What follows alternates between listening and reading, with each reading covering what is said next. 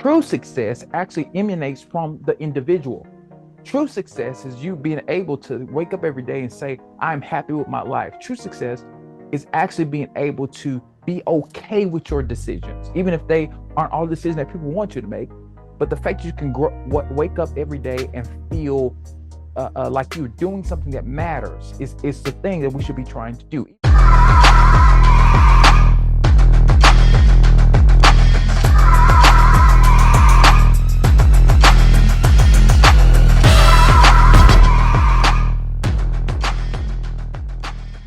Hi, everybody. Lee Scott here. Thank you for watching and or listening to this week's episode of Leading with Lee. We're talking about life, leadership, and legacy. We want to help you unleash your capacity and level of leadership. I'm so excited that you are here today because I'm going to share about a particular topic that I've been thinking about recently. And I'm so excited to talk about this one particular thing. Before we get into anything and I share my topic, I want to give you my leadership definition because I believe in defining things is the greatest way to empower people or give people context from which I come from. So my leadership definition is this. I believe that leadership is seeing something that has not happened yet and taking people, organizations, and personal processes in that direction. Leadership is seeing something that has not happened yet and taking people, organizations, and personal processes in that direction. We live in a culture where social media has shaped a lot of what has happened around us. Right now, whether you are what may see a clip on social media or see a clip on YouTube, we are all influenced by media and what we see. And I've been doing some research and looking at some things about this concept that we hear a lot about, and especially recently. There's a term that's coined in 2004 by a researcher. It's called this idea of FOMO, which is the fear of missing out. And in an article done by Forbes Health, they actually talk about how this idea is defined, and it gives these few major points of what we all experience when we experience FOMO. And the major things they point out was number one, obsessively checking social media to see what other people are doing. The second thing they talked about was experiencing negative feelings when comparing one's life to what others seem to be doing on social media. And then the last thing is feeling mentally exhausted from social media. And we see this happening around us all the time, and which led me to bring up this idea today that I want to share with you, because I think if we get this in our mind and have some real conversations about this, is this idea of expectations. I want to talk about expectation. And the title of this episode, it is Not What I Expected. Not what I expected. And as I was just sharing about with FOMO, we see how we see all these different things that's happening around us, and we assume that these things are happening as a result of a person's success or a person's failure or a person's connection and all these different things, and how that begins to shape our beliefs about what we can accomplish and do in this life. But today I want to center this idea and talk about expectation, because I believe expectations is what can be life to us or be the death of us, as we've come to understand. So let's define what expectation is. Expectation is a strong belief that something will happen or be the case in the future. Expectation is the belief that something will happen or be the case in the future. So I'm going to talk about this idea in four particular ways of expectation. So let me give you my 4 points. My first point is expectation we place on ourselves. Number two, expectation we place on others. Number three, expectation we place on situations. And number four, having no expectation at all. So let's deal with the first idea of expectations we place on ourselves. In my research, I was finding that there's some things that we do subconsciously to ourselves that have shaped how we move and operate in the world. I've talked about this on here several times, how I am the oldest child. And there's a lot of research around how oldest children have a tendency of prudence. We are often very cautious individuals. We're often driven to try to be perfectionistic in our nature. and we often are trying to do everything correctly. But that sometimes does not always apply to the oldest child. It often applies to kids who are considered quote unquote the golden child. There's a conversation I've been in recently where I find out that there's always that one child in the family, no matter their birth order, that everybody puts pressure on. Everybody has such a significant expectation that this person is going to do all the right things, and they are going to always be the one that is moving in a particular way that is beneficial to everybody else around them. We see it happen all the time with athletes or individuals who have accomplished a lot, where they become the primary breadwinner in their family, and they feel this sense of duty to do things for everybody else and not for themselves. There was a something I was reading about this idea that has been shared and researched quite a bit. It was this like concept that was brought up by Dr. W.E.B. Du Bois, who was a Black intellect and brilliant man, who was a very much so a thought leader in the early 20th century. And Dr. Du Bois shared this idea of the talented 10th. And the basic premise of the talented 10th was he said that 1 in 10 Black people should acquire a college degree, they should write books and become an advocate for social change. And then we go into finding the research that he said that they should give up their personal interests for the sake of their community. Now, that's a lot of pressure to have to live up to. And though this mantra and idea is a noble one, I want to challenge how we think about this particular idea, because when we put pressure on ourselves to achieve, sometimes we don't take care of ourselves. There's a mantra that is happening. I've been seeing a lot through social media, and I'm not criticizing the mantra. I think the mantra is fantastic, but there's this particular mantra that I keep seeing on the social media of Black excellence. And as an African American, I am a full supporter of this idea, because as I've accomplished quite a bit in my own family, personally, from an educational standpoint. I share about it all the time on here. But this idea of Black excellence is shared quite often. And sometimes that idea of Black excellence can only be measured based on what people think excellence is, right? It can only be measured by what people actually perceive as success. And sometimes, if we're not careful, we can actually minimize or narrow our gauge in what we think is successful and what we think is being is accomplishing the goals that we're setting out. And I think it's really important to have some thoughtfulness about that, because even the mantra of Black excellence, which I am for, we have to temper ourselves not to tell people that the only way that you can be successful in life is if you go to college, or if you get a degree, or if you work in this particular field, or you're engaging in this particular field, or you accomplish this goal, or you accomplish this goal. Because true success actually emanates from the individual. True success is you being able to wake up every day and say, I'm happy with my life. True success is actually being able to be okay with your decisions, even if they aren't all the decisions that people want you to make. But the fact that you can wake up every day and feel like you're doing something that matters is the thing that we should be trying to do. Even the idea of the model citizen, that's something, the construct that we've created here in America, and it tends to be said to immigrant populations, particularly here in America, how when they come to the United States, they're being told, if you work hard and you do all these different things, this is what makes you a model American or makes you a model citizen, and not just being valued for who they are. But a lot of that is expectations, ideas we place on ourselves, that we are now my only value to you is my achievement.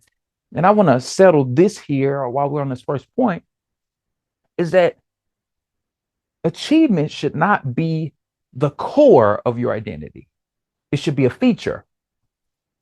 It is not all of who you are. It actually is a feature of who you are. It's not what makes you who you are. It actually emanates from who you are.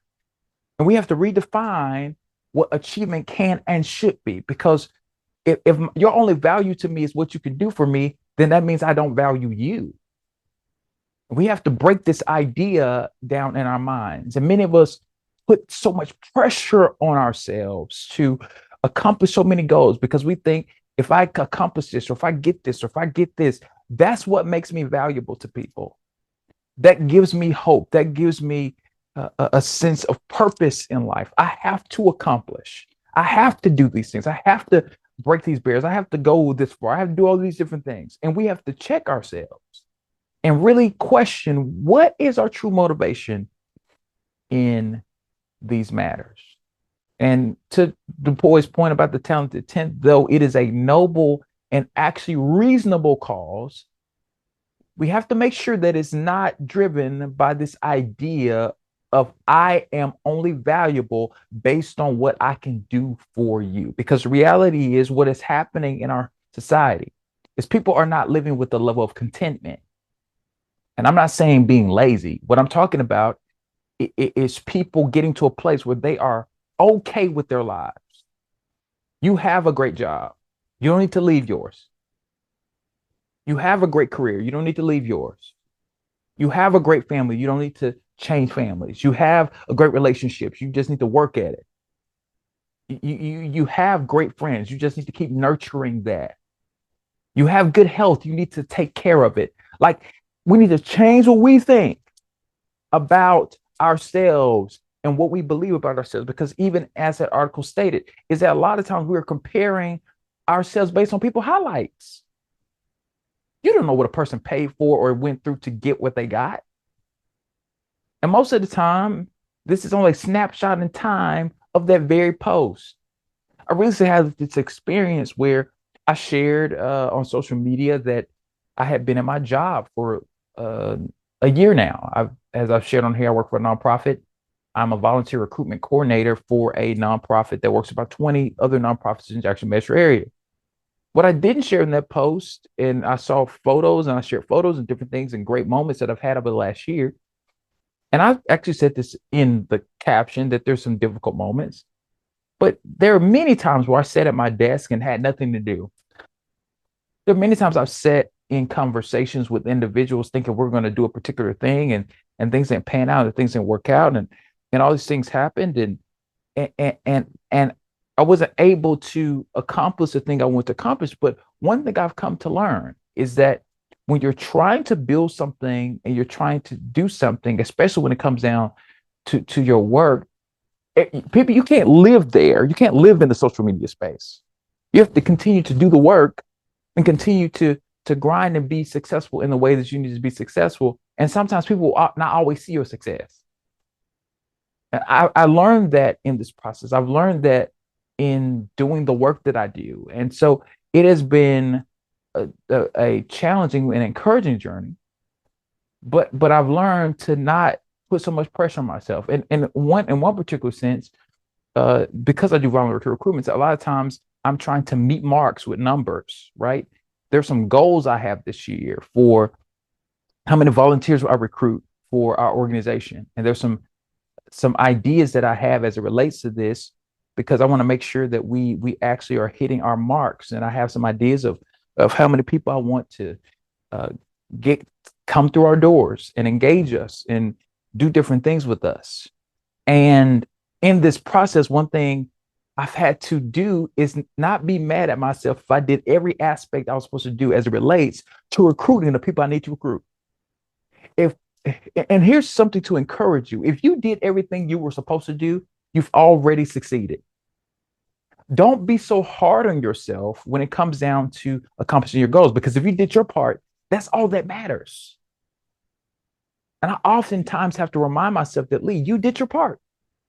You make the phone calls, you set up the meetings, you tried to knit together some new relationships and new connections. You did everything you were supposed to do. If people don't show up or people don't come, that's not your fault. You did your job. And I think that's the thing that we have to keep in mind. We have to bear in mind that we have to be comfortable with what we have done and what we bring to the table, because we have to change what we expect of ourselves. Point number 2, expectations we place on others. We talk about social media. We've been dealing with the idea of social media today and how social media can shape so much of what we believe about ourselves. And it happens all the time where we follow a particular individual on social media that we find to be notable or famous or someone that we like, and they do something that we don't like or particularly appreciate. And so we go on a tangent of dragging them on social media. We say they're a terrible person and they're this and they're that and they're this and all these different things. And but we forget that they are human and that they make mistakes. Now, I'm not talking about not holding people accountable. I'm not talking about things that are abhorrent and terrible and actually people need to be, we need to take some steps to really, really create some new structures. But what I'm talking about is them just simply doing something that they feel like they just want to do. And you may or may not like that. And you may or may not agree with that. And we have such an expectation for them to be perfect. We have such an expectation for them to be what we want them to be. And we forget they're people. They're not objects of your imagination. They're not objects of your entertainment, even though they are an entertainer or an athlete or influencer or all these different things. That you cannot control what a person chooses to do with their life. Just like I can't control that for you, you can't control that for these individuals that you admire. And we have to be cautious of our thought processes when it comes down to judging or having expectations of people, because they can only do so much for you. Most of the time, we may not ever come in contact with some of our greatest heroes, but we got to recognize our greatest heroes have difficulties just like you. Our greatest heroes have fears just like you. They have struggles just like you. They have things that they're going through just like you. And you have to be sensitive enough to recognize that these people are trying to figure stuff out. They're trying to think or really trying to navigate so much stuff. And they're doing it in the public eye. And so we have to be sensitive to that. But you may say, well, Lee, I don't necessarily agree with you. If you're a celebrity or somebody that's notable, there is a higher standard. Well, let's get something that's closer to home. The phrase irreconcilable differences is a fascinating phrase to me. And we hear this said a lot of times when we hear about celebrities or individuals getting divorced. They divorce for irreconcilable differences. And I've been thinking about this idea because it makes me wonder, what in the process of you getting in this relationship or friendship or business partnership that you weren't asking them enough questions? Could irreconcilable differences actually be that you expected something from somebody that you did not communicate? Your expectation was that they did these particular things, but because you never said it, or because you never had a conversation, or because you never shared things about yourself, because you don't know enough about yourself, because you weren't willing to engage in difficult conversations when you had the opportunity, you went forward with something that you weren't thinking through, and now you have buyer's remorse. And reconcilable differences is the idea, and reconcilable differences is this idea. You have an expectation of somebody else. You have an expectation of an individual. And because you have this expectation, your expectation is not being met. Your expectation is not being met because you are actually not being fulfilled because you didn't tell them. You're expecting them to get something that they never knew. You're expecting them to move in a particular way that they never knew that they were supposed to move.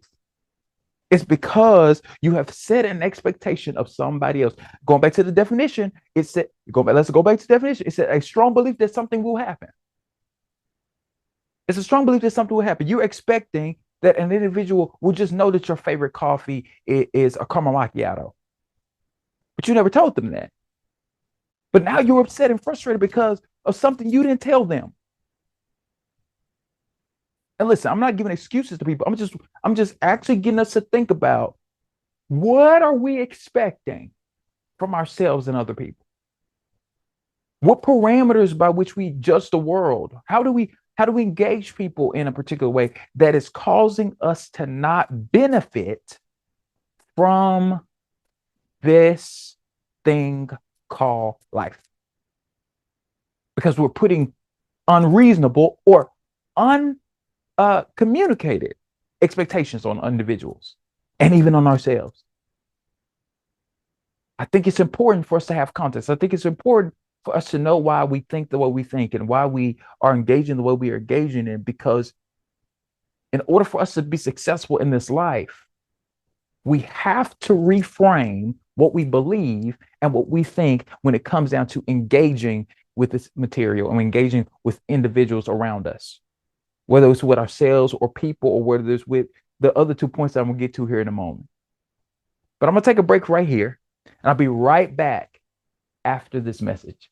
Hi, everybody. Lee here, and I want to give some information to you. Do you need someone to host an event or come and speak at your event? You can now book yours truly. Book me for your event by visiting www.leeascott.com. I am so excited to connect with you and do work with you. Much love, and let's get started. And we are back. I'm so thankful that you're still here, because we're talking about this idea of expectations. And I hope that this has been helpful to some degree for you as it relates to this topic.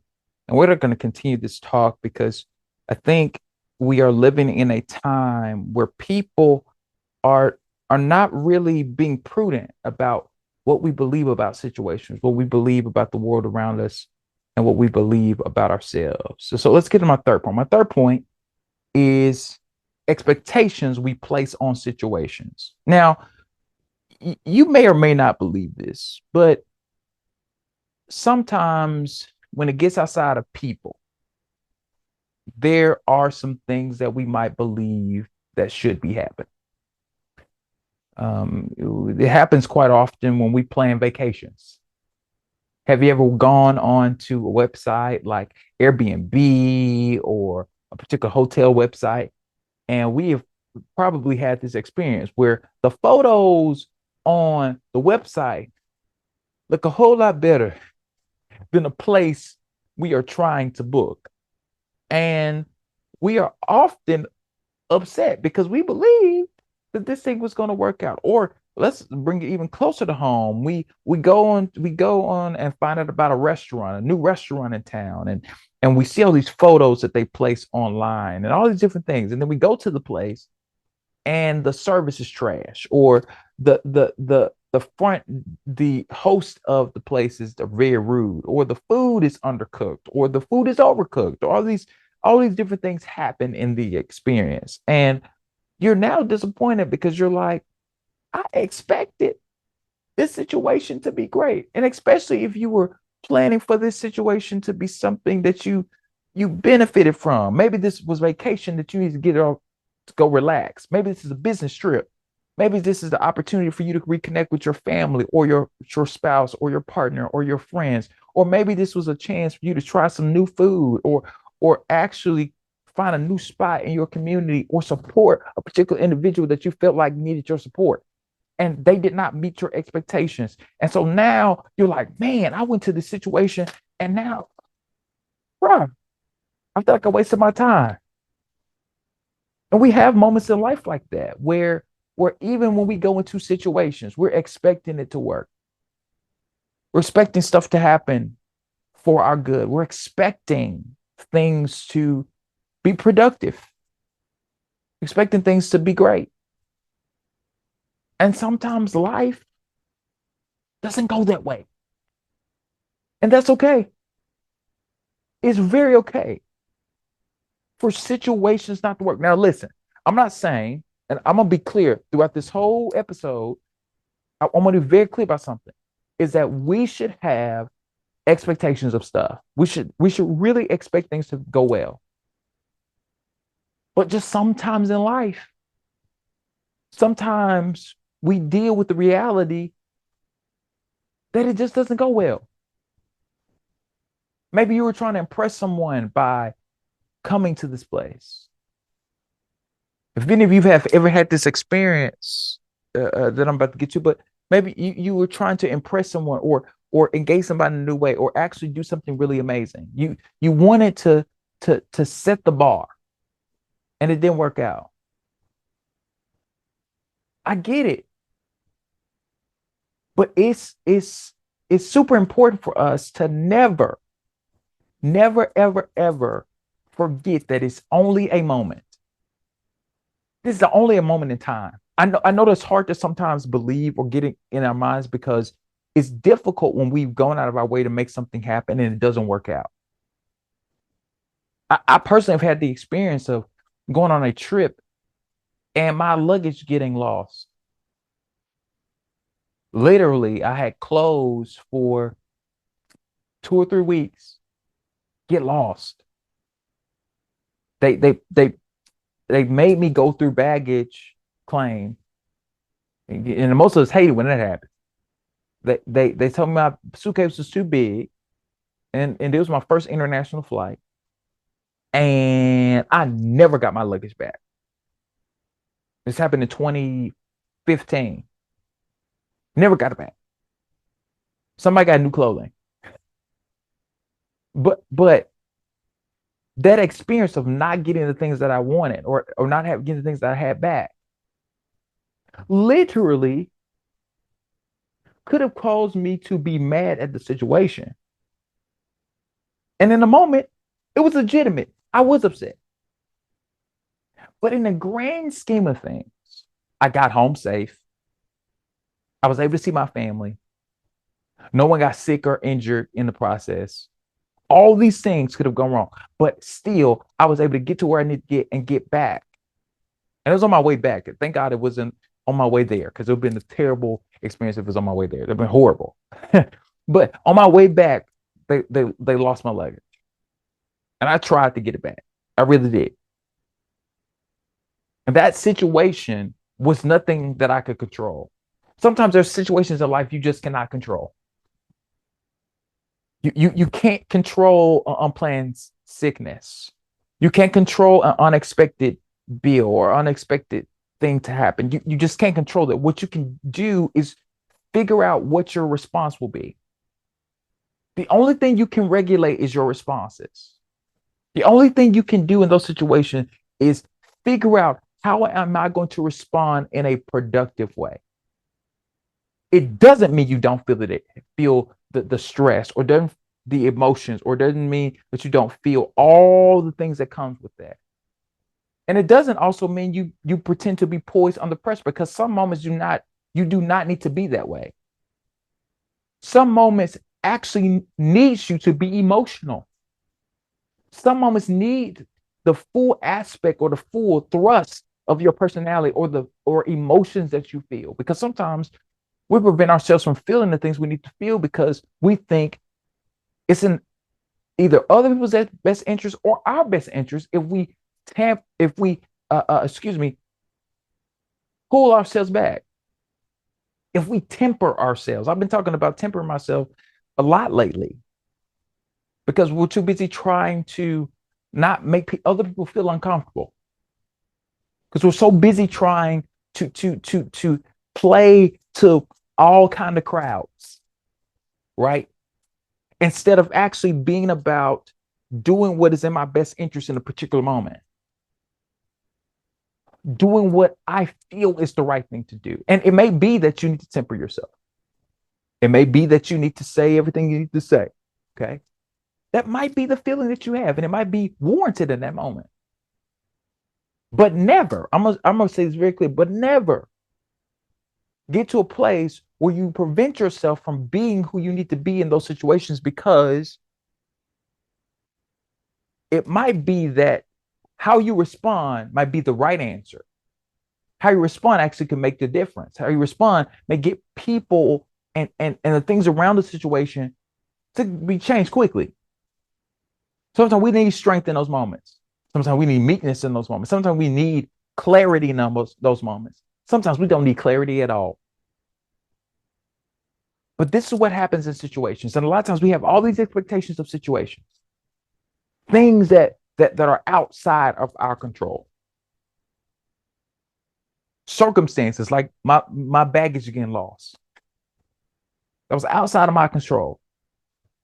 And we prevent ourselves from experiencing transformation because we're too driven by we are reacting to what's happening in a situation. Now, it's important that you know how to respond in situations. Because even as I'm saying this, even as I'm sharing this, there have been situations and circumstances in my life that I had no control of. There's situations and circumstances in my life that if I went back, I probably would have handled it differently.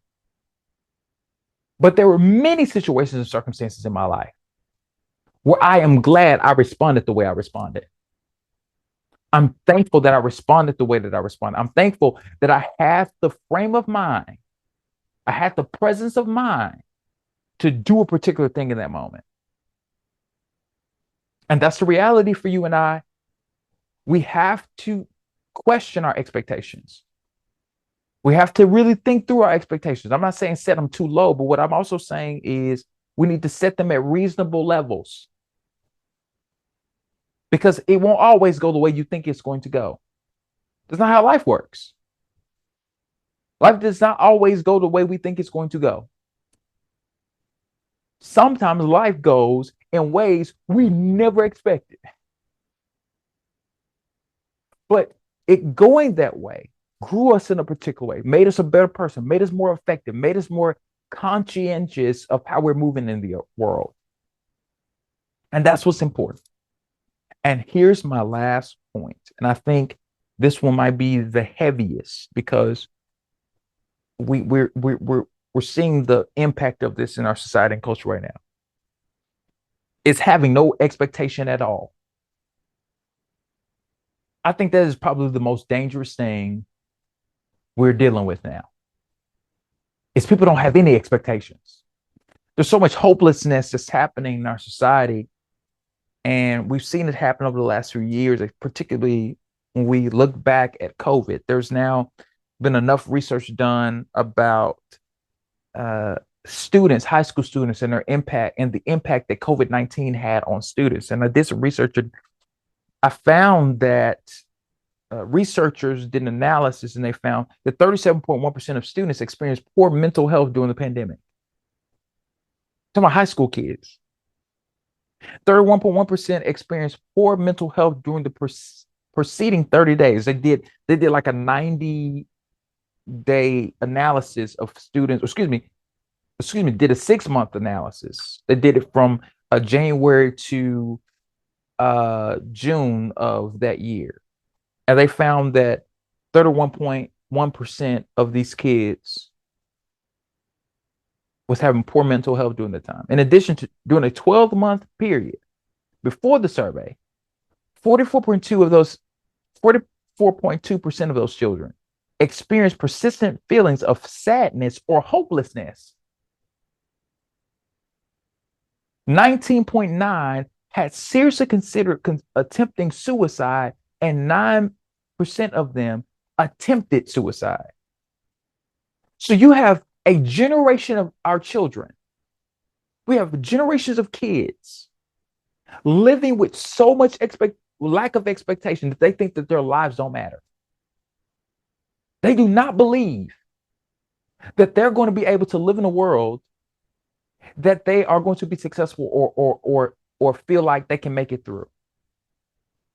There's been so many things that we've seen even in the news in recent months and even over the last few years where there were a bunch of kids who were in school and high school during the COVID-19 pandemic. My own sister spent her whole senior year in her bedroom.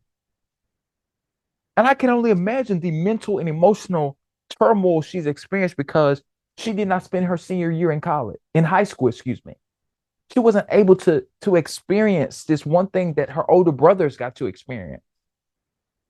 She had to do it in her room because of a virus that was killing millions of people and infecting millions more. This dangerous thing that was happening to our children. On top of that, you're dealing with a bunch of children who are literally experiencing active shooter drills every single month. You have a bunch of kids that we see in our world and our society right now are dealing with active shootings. There are kids in my city, in my community, that are shooting and killing each other. Young kids.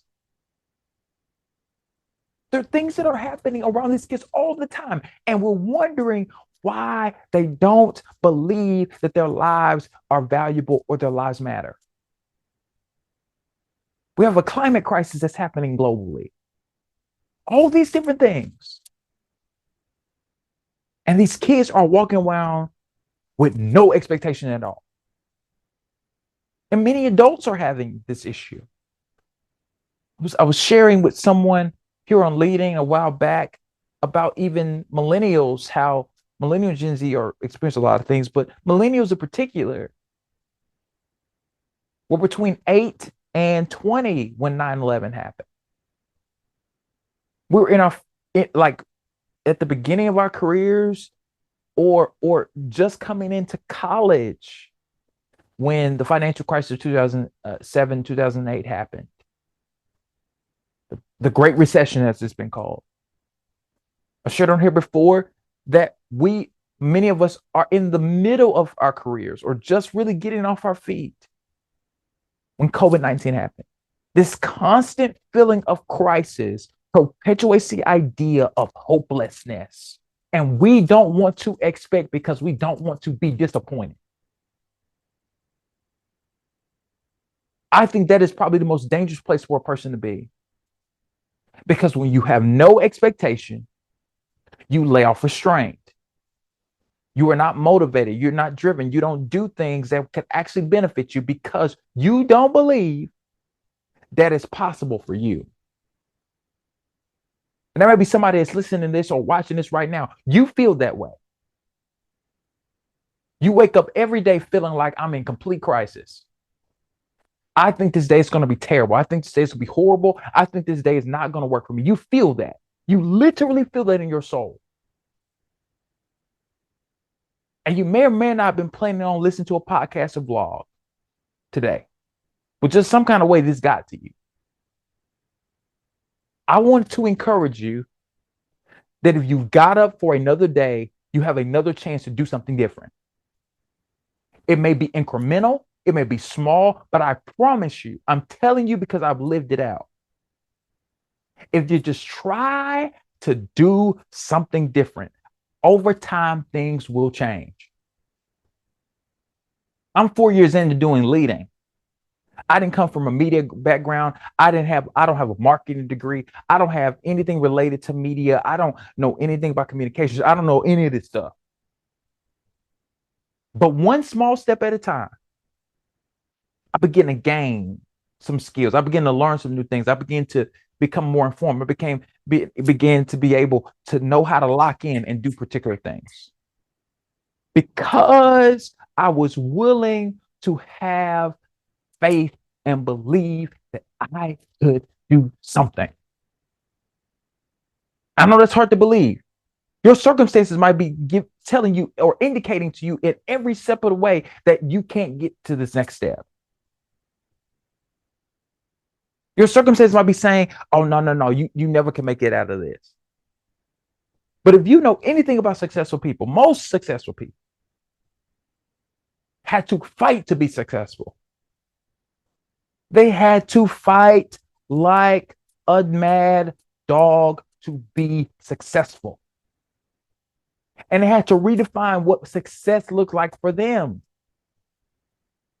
They had to get to a place where they were willing to do what they need to do because they were not going to allow anyone to pigeonhole them to their story or pigeonhole them to their past. Many of us are reliving our past. Many of us are reliving things that we can never change. I can't change the fact of stuff that happened to me as a child.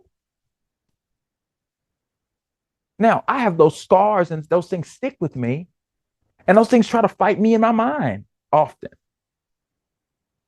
But I can't change it. All I can do is take lessons from it and apply it to my life now and try to move forward. and try to push forward and try to say, you know what? I'm not going to allow what happened to me at 8 years old stop me. What happened to me at 15 years old stop me. What happened to me at 21 stop me. What happened to me at 25 stop me.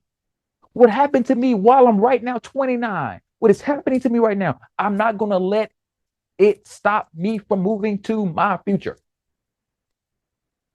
Because it's only a moment in my life. It's only a moment. I can't allow what happened yesterday to stop me from today, because all I have is today. All you have is today. You can't worry about yesterday. You can't figure out what's going to happen tomorrow. All you have is today. What are you going to do with today? All of us have 24 hours. All of us have 24 hours in the day. We got to use what we got. You may not be a multimillionaire. You may be a millionaire. You may have some assets here. You may have some things here. You may have a family. You may not have a family. You may be in different seasons or different times in your life. It doesn't matter. All of us have the same 24 hours. And we have decisions to make. Will you choose to expect something again? Will you choose to believe again? I know it's hard to believe again when all the things you've seen happen. It's happening right now in my home state as I'm speaking. There are people and communities that were ravaged by a tornado up in the Mississippi Delta. There is hopelessness around them, and it is warranted. Yet and still, will we believe that things are possible and that things can change? And will we believe that we have a capacity and level of leadership? Thank you for watching, and I'll see you next week here on Leading with Lee. Thank you for watching and or listening to this week's episode of Leading with Lee. If you have not done it yet, subscribe on YouTube and all podcasting platforms. If you want to get more information and connect with me, visit me at www.leeascott.com or follow me on Facebook, Instagram, and Twitter at Lee A. Scott II or Lee A. Scott II. So thank you for watching. Much love, and let's get started.